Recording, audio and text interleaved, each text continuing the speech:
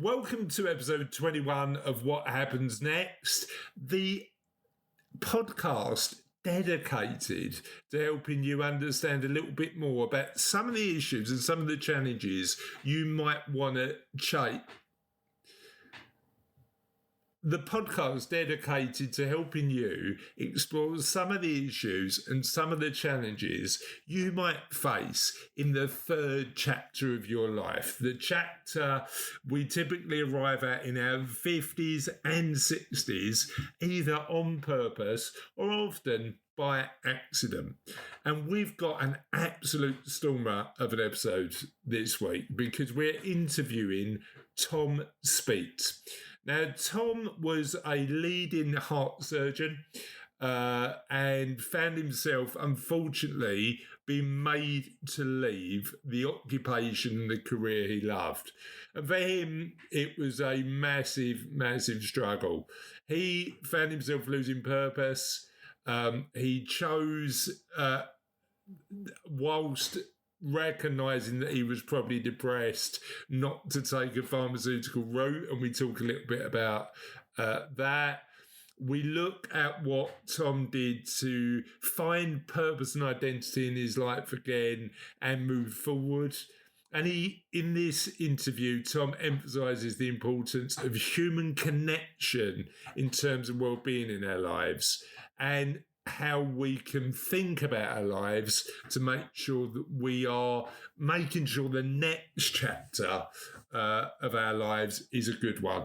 I think Tom's story is really interesting because I think it's a story of resilience, a story of making mistakes and thinking about how you move forward.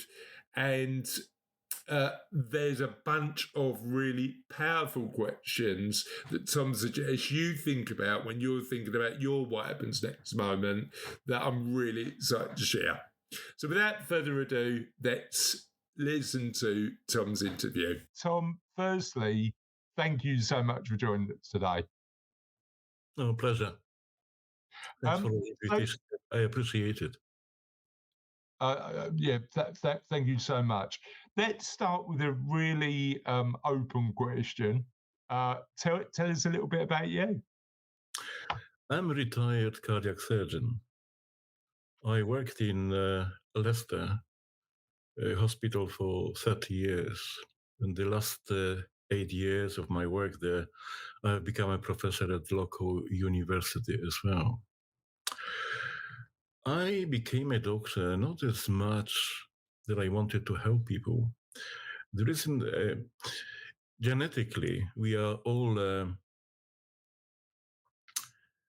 the makeup, our genetic makeup is such that people desire to help each other, and that's universal. Yeah. I was curious about human beings. And actually, I got what I wanted. Listening to patients when they were allowed to talk and tell me about themselves, opened stories which allowed me to live more than one life because I was able to live lives of my patients. And that was the most satisfying. Cardiac surgery offered me ability to fix problems, and this can be done very successfully nowadays with a very, very low risk of complications or death, actually.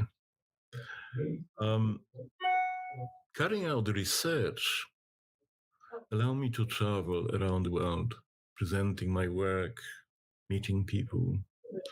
I was also teaching students, training younger, future cardiac surgeons. And then a few years ago, I had to retire because of my age. My whole world collapsed. I lost my identity and purpose. That happens quite often to men. Women are a little bit more protected because Most of them, they've got grandchildren, and they participate in day-to-day care of them. I didn't.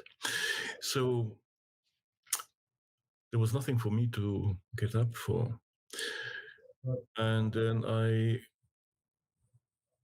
went into depression, quite severe depression. And my GP prescribed antidepressant, which I never even collected from the pharmacy. And the reason why, because antidepressants don't work for patients. They work very well for pharmaceutical industry. Yeah. But not for patients. It's a huge amount of money which is spent, particularly in the United States. It goes in billions. Really, antidepressants increase the level of a substance called serotonin, and it doesn't do anything because depleted serotonin is a result of depression.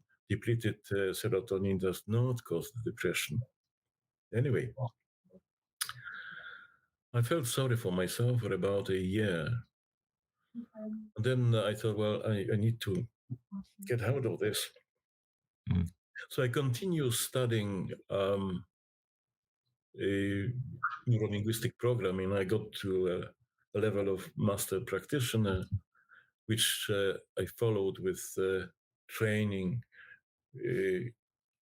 life coach training, accredited by International Coaching Federation. That's the highest standard possible. And then, because actually coaching goes very well with hypnosis, I started to train in hypnosis. I've done a number of courses. At the moment, I'm near completion of training with Leicester School of London School of Clinical Communication and Hypnotherapy, which will give me accreditation as a clinical hypnotherapist, and that is very important. If one wants to, yes. I've already got about 10 questions that we didn't prepare for. So let me throw in one because I'm really fascinated about the going through that period of depression for you. Yeah. And you making the choice not to sort of go down the antidepressant route. Do you think it's part of the reason that we GPs take that route is because it's deemed a quicker fix than actually doing the work we need to improve our well-being? What are your thoughts around that? It's not. They don't have a choice. From time to time, the GP will refer patients for psychotherapy. However, psychotherapy doesn't work by and large. The reason is that a psychotherapist will take the person with his or her questions to the state the patient is. And that state is the state the patient wants to get out of, doesn't want to analyze. Yeah. So that's very common. Now, what I have come across, what really sorted me out, doing this training in NLP and hypnosis and life coaching allowed me to meet up with other people. We humans are herd animals, and we need to communicate with each other. We need to meet each other. Therefore, loneliness is a serious challenge for any society, particularly in countries like Britain, where the family links are not as strong as, let's say, in India. Yeah. But what really made a difference, and that is going to make a difference to all listeners, is I have come across something which is called the three principles. Three principles are the description how our mind works to create experience or reality. So tell us a little bit about the three principles. Well, people who tend to look towards a religion to find the guidance how to live life. And that is why religions are, Renaissance are still quite popular. Because in each of these religions, there is some guidance how to live life. The three principles, the understanding of it can be traced to 70s when American philosopher Sidney Banks uncovered pre-existing or already present constants behind our psychological or spiritual lives. He didn't uncover anything new, but put a language and description to already present pre-existing constants or principles. Principles meaning foundation or force behind the mind, thought, and consciousness. Mind is the energy, intelligence behind all whatever is in form or formless. We are sitting on the chairs, and then the chair started in somebody's mind who created it. Now, a thought that is crucial to understand it. It is a universal power to create through thought, and it's not about what we think, but that we think. Now, importance of the thought is that if we engage with the thought, it creates our reality. It's very important to dismiss negative thoughts. It is absolute ability to do that is essential. I probably won't have time to explain. It doesn't really matter that much. Consciousness is the power to be aware, not that we are conscious,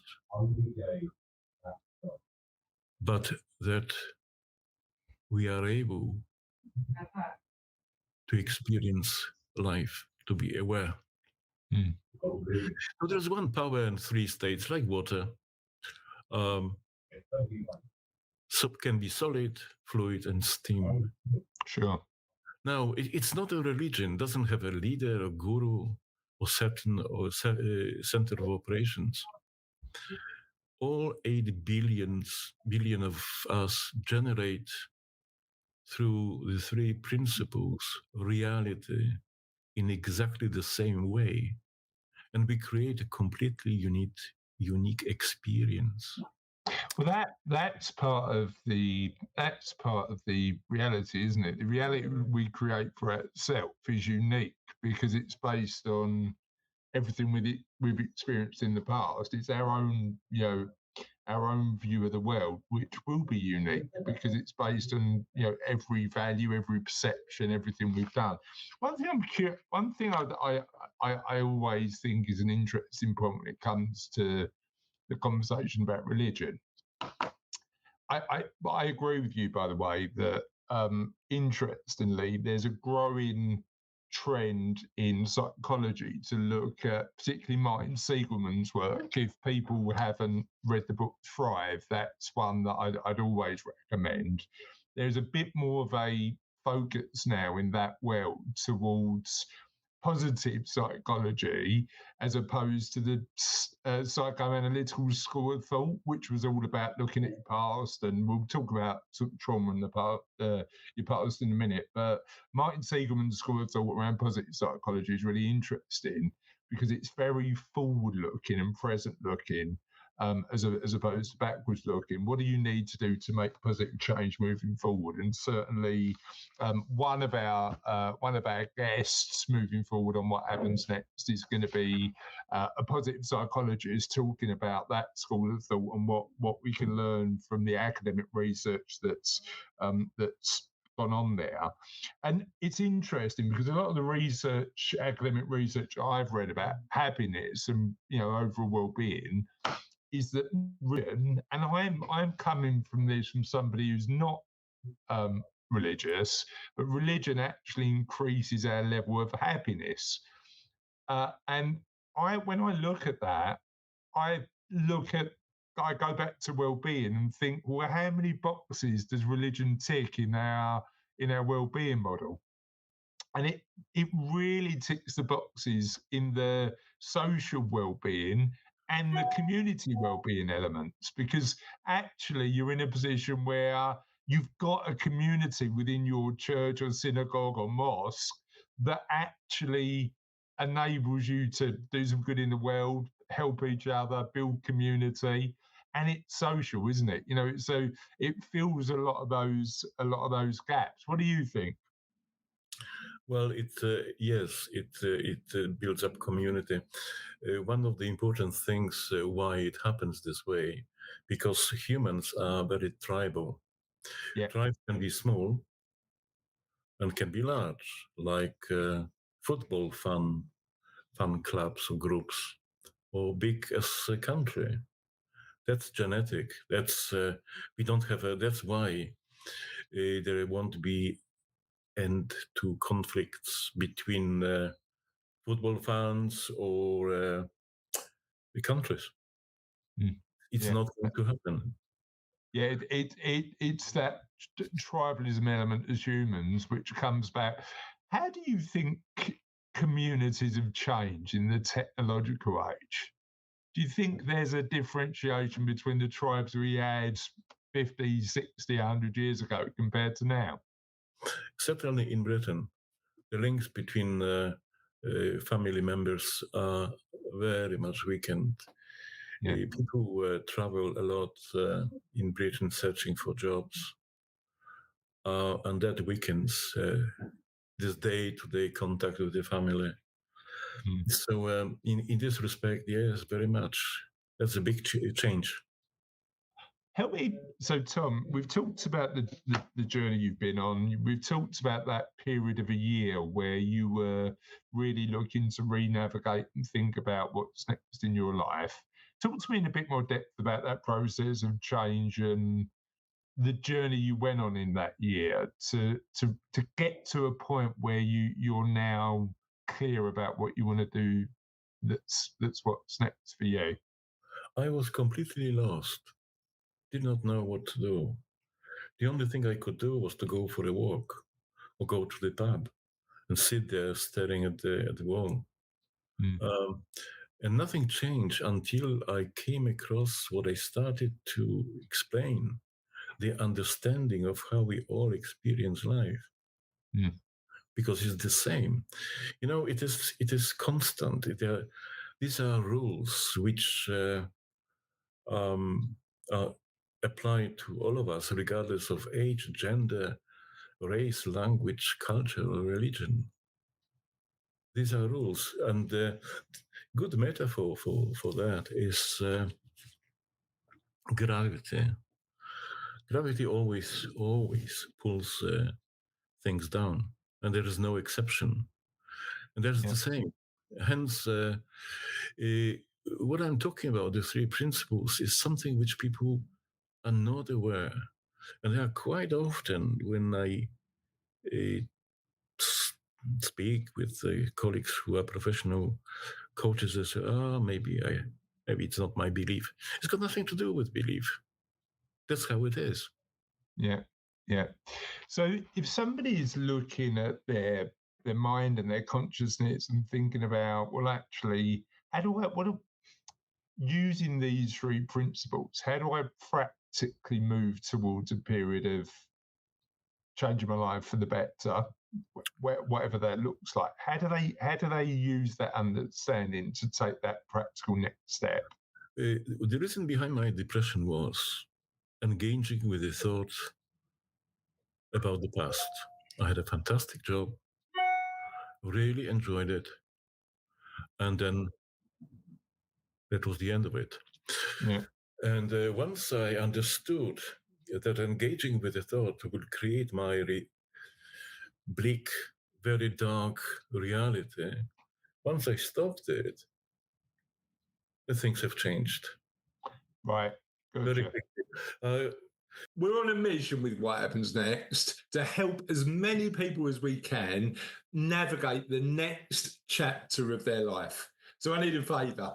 I'd like you to visit our YouTube channel at What Happens Next Life, and we'll make sure we put a link to the YouTube channel in the comments. Enjoy the videos, like the ones that you get benefit from, but most importantly, please subscribe. We want to help as many people as we can with What Happens Next, and subscribing to our YouTube channel for free is the easiest way you can help us. Well, there's a number of very, very good books on the subject. And I also am a member of Three Principles Global Community. When we meet up twice a month for an hour and a half, and people talk about their experiences. My charitable work is with I coach and mentor veterans, and a lot of them, when I meet them for the first time, are really depressed.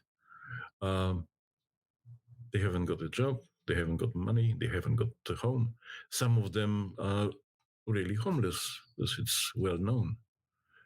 And then I start working with them, explaining these three principles, and they get better, all of them. You know, some feel suicidal. Well, it is possible to, once I teach them that they don't have to engage with the thought which comes to their mind. How to do it? Well, the thought about suicide comes, and one of the ways of dealing with it, yeah, I know this thought, I would let it go. Good metaphor for letting unwanted thoughts go is to imagine yourself standing on the platform of the busy railway station, like New Street in Birmingham. Many trains come and go. And from time to time, a train will stop near the platform you are standing on. The doors will open, but it doesn't mean that you've got to go in. You can let it go. I like that as a metaphor, because you think about the millions of thoughts we have every day. A lot of them are unconscious. The ones that do come into our consciousness, we've then got a choice, haven't we? Yes, we do. And that metaphor of saying, well, actually, I'm going to choose what train to get on, is an interesting one, because whatever thought that you choose to follow, it will take you on a journey, right? Yeah. Yeah, no, I like that. What did you? I mean, you've had this sort of really accomplished career in medicine and heart surgery. Then you went through this period where you were sort of re-navigating. What did you learn about yourself during that period? We all have mental and physical well-being within us. Don't need to do anything. What we need to do is not to suppress it.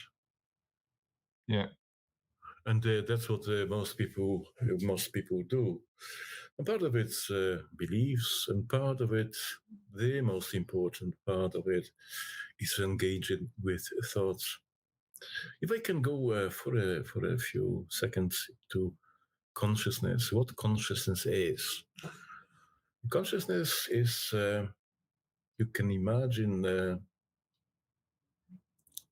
a lift made out of glass outside a skyscraper. And lift goes up and down all day long because that's what lifts do. When a lift is on the ground floor and you look through the glass, and quite often it's not a pretty sight. Very busy, fumes. After a while, the lift goes up. On the 30th floor, you look through the same glass. Oh, it's quite nice. I can see far away. It's quiet. Has the world outside changed? No. And the other thing about consciousness is sometimes we wake up in the morning and we are in a bad mood. And think here about consciousness. It's okay. It will get better. Yeah, I see. It's weird. You use the language consciousness. When I think about that concept you've just explained, I think of it in terms of perspective, and think about how it's really interesting when I think about the conversations that we have as a family where we might disagree. So Cassie and I'll be having a conversation. One of the sort of things that we sort of often use is that zooming out element and turning around and saying, we'll say to ourselves, will this matter in 10 years' time? And it's our version of taking the elevator up and saying, well, actually, if it doesn't matter in 10 years' time, are we sort of spending time, effort, and energy doing something when actually the important stuff isn't that? But yeah, that element of perspective on life, I think is a super interesting one. But how do you get? Because I know I've been guilty of this. How do you get out of the weeds? So if you're stuck on that ground floor, you're pressing the button, but your mind won't let you take that sort of change in perspective. What techniques and strategies do you recommend people potentially use to think about? You don't have a control over it. Yeah. The lift will go up.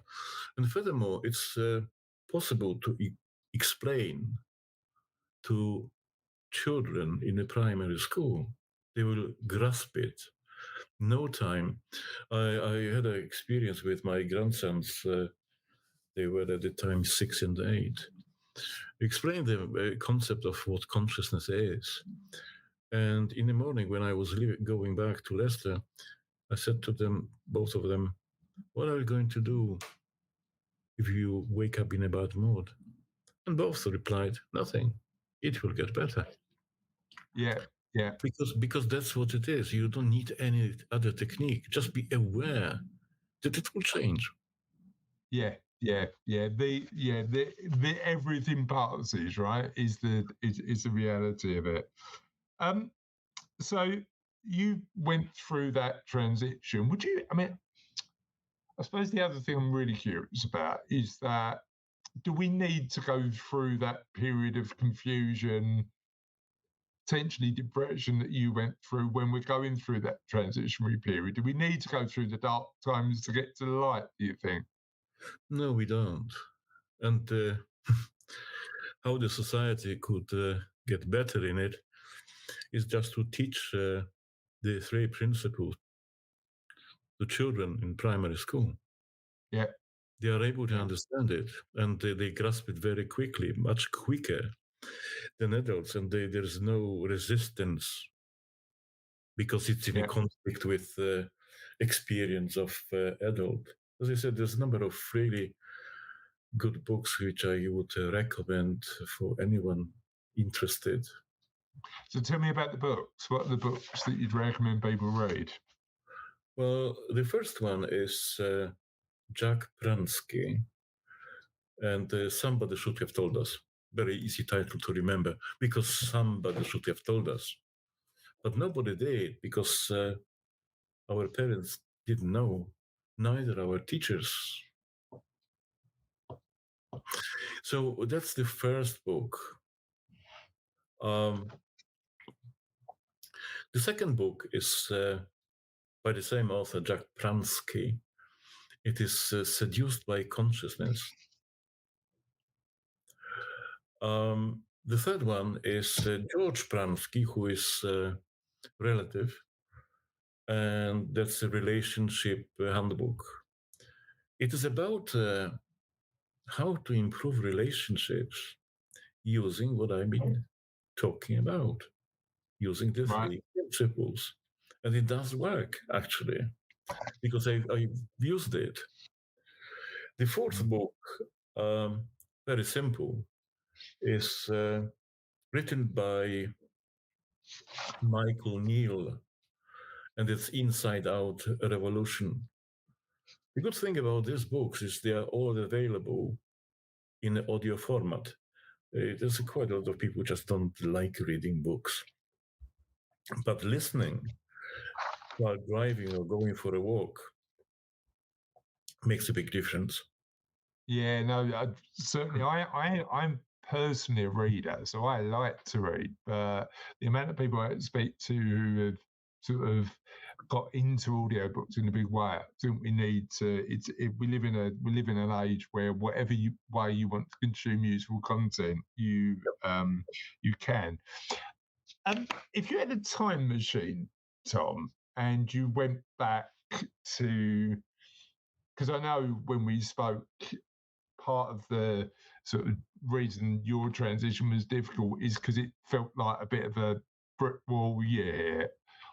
Knowing what you know now, what would you change about the experience of you navigating from where you were to where you've got to? As I said to you, I wish somebody told me how we experience life. Yeah. There was antidepressants or psychotherapy would have been inappropriate. Mm. And how do you think you experienced life before? So before you had this knowledge and understanding, how did you experience life before? Everything can become a big issue when you engage with a thought which comes to your mind from nowhere. We get 10 to 30,000 thoughts a day. And if we dismiss the thought, you're not going to become thoughtless or mindless, because the next train is going to come. Yeah. So do you think previously you were jumping on every thought? What is that? What changed for you? Was it the focus, would you say, of looking at what thoughts matter for you? There was a huge difference to understand how I create my own reality. And also understanding consciousness. The fact that I'm not in a bad mood doesn't mean that I'm going to be in a bad mood all day. There are certain states which are influenced by physical well-being. Pain is one of them, which makes life really very, very difficult, particularly chronic pain. That's a big issue. So how I mean, because of your experience with working with patients, supporting them, how important is that element of physical well-being and that mind-body connection that people talk about? How important do you think it is to focus on your own health and well-being? Because we know that actually moving our bodies is good for our minds, but how, with your experience and knowledge now, how important would you say that connection is? I didn't know that, how important is mind in creating physical health. Now I know. That's where power of hypnosis lies. Yeah. So tell me, I suppose that brings us on to our next subject. Yeah, we've talked about the transition. We've talked about creating, your own reality through sort of your thoughts and those three levels of consciousness. Help me understand a little bit about how hypnosis plays a part into how you support your clients? Hypnosis is about changing habits, behaviors, um, by addressing unconscious mind.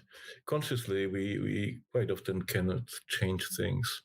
That's why people get stuck when it comes to weight management and smoking cessation, for instance, because these habits are run by unconscious mind. Yeah. So it's impossible to change them consciously. However, hypnosis is the most successful in treating chronic pain. Chronic pain is a pain which outlasted its usefulness. Yeah. That's the best definition. In medicine, I like that, because pain is a signal that's designed to be useful to our bodies, right? Initially. It is essential when we put a finger in hot water or cut ourselves. We got to throw these fingers, the same as there is a heart attack or appendicitis. That's absolutely essential.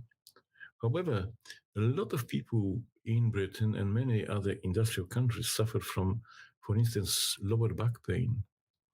And also, hypnotically, it's quite easy to remove negative emotions, stress.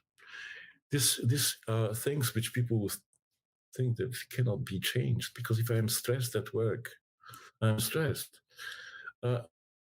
It can be changed. And actually, it takes about 15 minutes to do that very successfully. Right. Okay. So So help me understand, because I know that when I'm doing the research for these interviews, I read about what you do, I watch your videos, and I want to be as well prepared as possible. And I know that one of the things that you talk about is trauma. Now, I think that my perception of trauma is often a big negative event. But the way that you talk about trauma is slightly different, isn't it? So can you help me understand, what does trauma mean to you? How does it impact our lives, in your opinion? And what can we do about it? Well, perception of trauma is different to anyone. There are ways of getting rid of traumatic experiences. Probably the most challenging is trauma experienced by children before they develop the abilities to speak. And also, there is a trauma which can be suffered during the pregnancy, because the fetus is able to hear the parents arguing, and then it's difficult. The child grows up and it's traumatized, but nobody knows what it is. Now, in the past, there will be psychoanalysis, the product of Sigmund Freud. It's not right any longer. Psychotherapy doesn't work. In hypnosis, in the old-fashioned hypnosis, there was something called time regression. But that's no for somebody who has been trained in a modern method. The reason why, because I can't ethically justify taking client back to a traumatic event. Sure. I can sort it out without doing it, because I've seen the presentations and video clips of people taken into the past, and they are crying, they are wailing, they are really upset about it. There's no need to do that.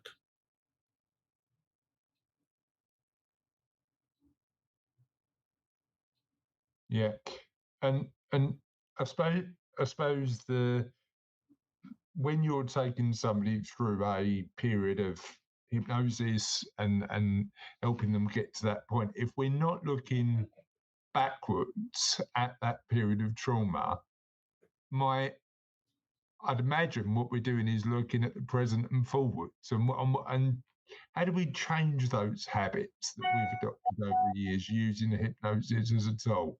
It is possible, but again, we are going back to what we started, my explanation of how we all experience life. Yeah. If one keeps thinking about the trauma which happened in the past, it will become reality. So, thought is absolutely central Yeah. to how we experience life. Absolutely Yeah. central. That's great. Thank you, Tom. And there's so many insights in that interview that I'm really glad we're going to get to, we're getting to and going to get to share with our audience. I really appreciate it. What I'd like to do is make sure that you've got an opportunity to share a little bit about the work that you do with clients and where to find you on the online to help us understand where people can find out a little bit more about you. Anybody can find me on LinkedIn because I tend to post some things which I think might be useful, and I also have got a interesting website. And the reason why I'm saying it's interesting because it addresses issues I've been talking about, explains what coaching is. People don't understand what coaching is, particularly in prison. People don't understand what coaching is, how does it work, and how it can benefit an individual. So what do you think the difference is between people's understanding of coaching and what coaching actually is? Well, coaching is not about, it's not advising anyone. Coaching is about asking questions relevant to what client wants to achieve, because that's essential to do what client wants. The same applies to hypnotherapy. The important thing here is, and it was also important in medicine, if the client likes the hypnotherapist or coach, the result is going to be far more positive. This issue of liking is also really central. I think the interesting thing there is, and you see this a lot, where people say this is what success looks like, and the reality is for clients who come to me, clients who come to you, success is whatever they want out of their lives, right? It's not about a predetermined vision of success. It's understanding a bit more about what actually allows you to understand a bit more about that particular client. What question would you say, on that note, what question would you say is the most powerful one that you use to really get to the depths of what somebody wants to achieve? The most important, actually, question is, what would you like to think about today? That's a great question. I love that. And what sort of responses does that tend to elicit? First of all, people get surprised. And then I've got to give them a space. This ability to create a space comes also from the three principles. It is about learning how to listen to understand as opposed to listening to answer. The most of people during the day listen to answer. Sometimes it is important to be able to listen to understand. And interestingly enough, one of the most successful therapeutic interventions is to listen and say nothing. You don't have to make a comment. And certainly, not a comment which, oh, no, you're doing well and it's going to get better. That's not what the person wants to. They want to just talk and being listened. Yeah, it's providing the space to do that, isn't it? And that's certainly the skill that I'm still trying to learn. Tom, thank you so much for joining us today. I really appreciate the insight, appreciated the stuff that I've learned from our interview, and certainly there's loads in there that I'm sure will benefit for people who are viewing this video and thinking about what happens next in their lives. I really hope you enjoyed that. And one of the things that we really want you to do is get as much from the What Happens Next project as you can. And we think that one of the big things you're going to get loads from once it's written is the What Happens Next book. Now, that's currently a work in progress. I'm doing the work to complete the book now. It will be ready in 2025. But what you can do today is join the waiting list. So you're one of the first people to get a copy and get loads of goodies on top. Because if you join the waiting list today, not only will you get access to the book first, you'll also get loads of goodies that we're currently working on in addition to the book, now ready for launch. To join the waiting list, simply visit whathappensnext.life/book and you'll be the first to know when the book comes out.